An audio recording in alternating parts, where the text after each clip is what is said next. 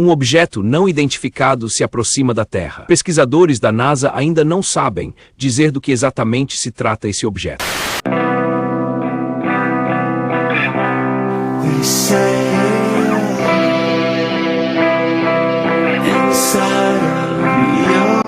Eu fui lá ver, cara. Era grande, era roliço, comprido e lindo.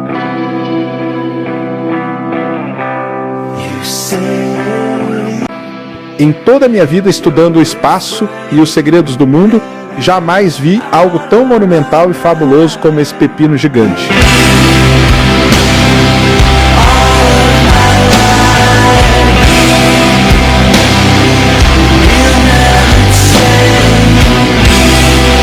Que delícia, cara!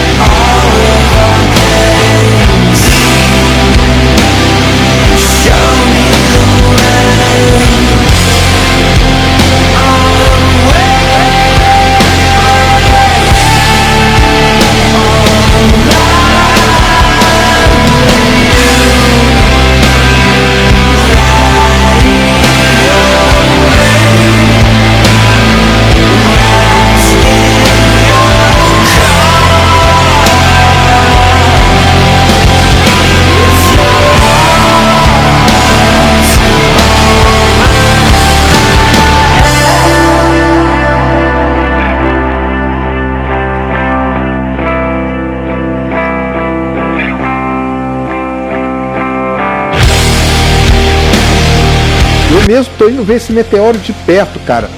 Bora tirar logo essa dúvida se é um meteoro mesmo, a nave do Thanos ou um pepino gigante intergaláctico. Chega de fake news